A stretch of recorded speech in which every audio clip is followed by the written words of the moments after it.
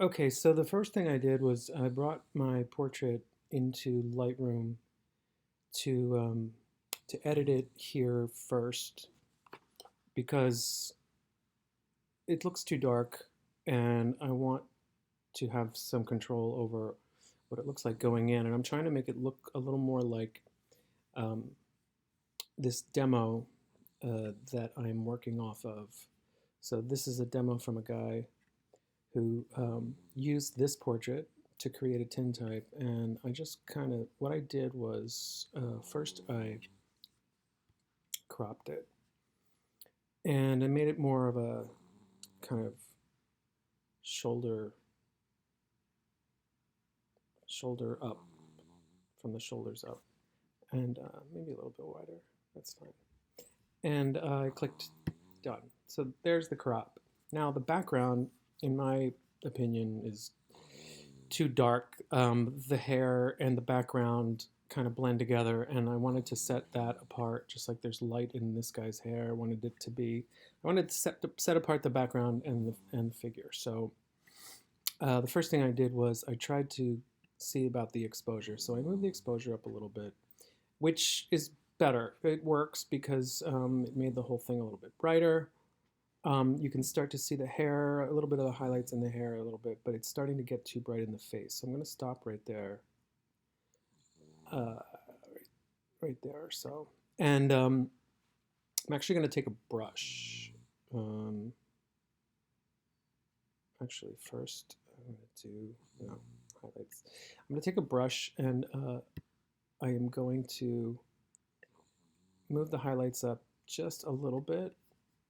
Make the brush not too big because I don't want to hit the background too much, but now I'm seeing a little more highlights in the hair right around here.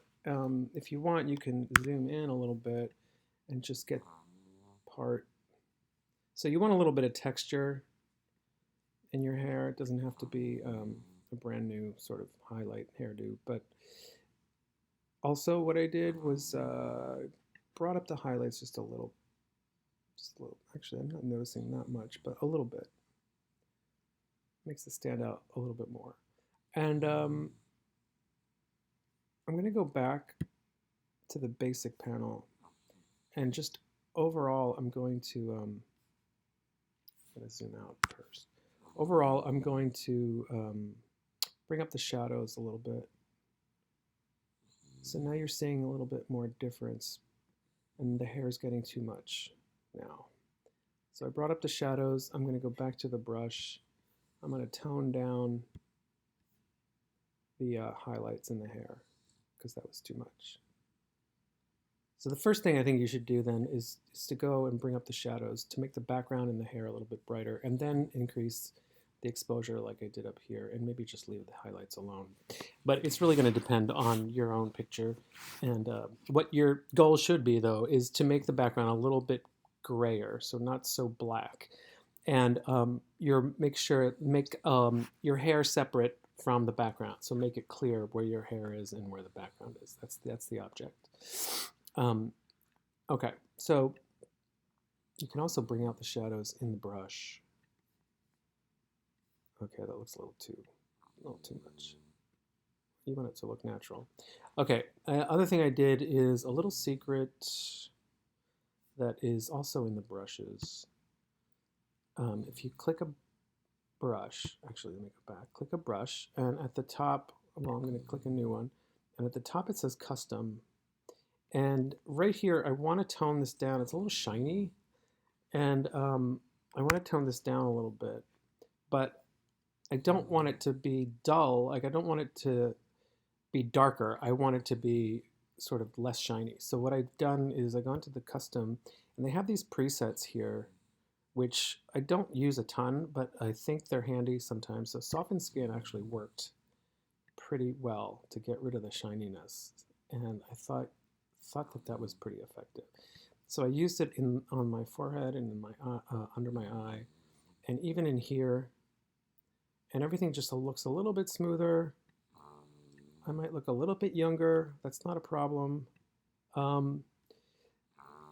And then if you let's see, you don't want to doctor your face up too much, because you want to look like you, right? Because you know, if it's too much, it'll be noticeable. And then there's the other thing is this is iris enhance, and what that does is like it when you go over the eye, just go over your eyeball. Sometimes it makes a big difference, sometimes not so much. In this case, not too much. What it does is it tries to increase or intensify the color in the eye, and sometimes it just adds that little touch. I didn't see it do a whole lot here, but it's worth doing. Okay.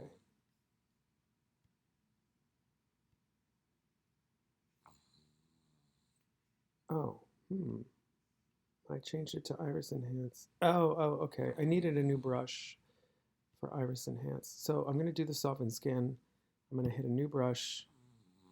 I'm going to do iris enhance separately. That's what you do. Make this brush smaller. So make it just fit in the eyes.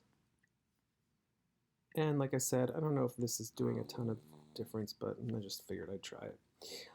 So you want to just kind of make the portrait a little bit better, like you would hope to have shot it. But we shot it a little too dark, and I knew that going in. So let's just save this first. We'll export it so that we can bring it into Photoshop. And the export, we're going to export it to a specific folder. Obviously, you're going to choose your folder. I recommend you put a TinType folder in your folder and choose that. And then what I did is, I didn't put it in a subfolder, but what I did was, it says rename. I actually, if you do this, you'll get a custom name. So I named it TintypePortrait-Edit.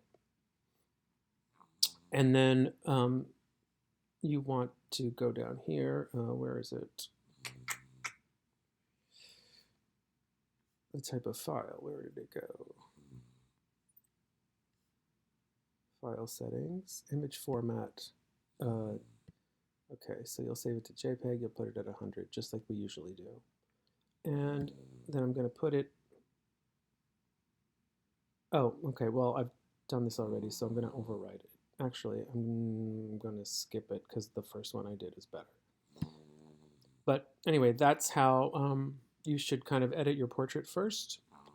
And then in part 2, I'll do a video of what to start to do in Photoshop.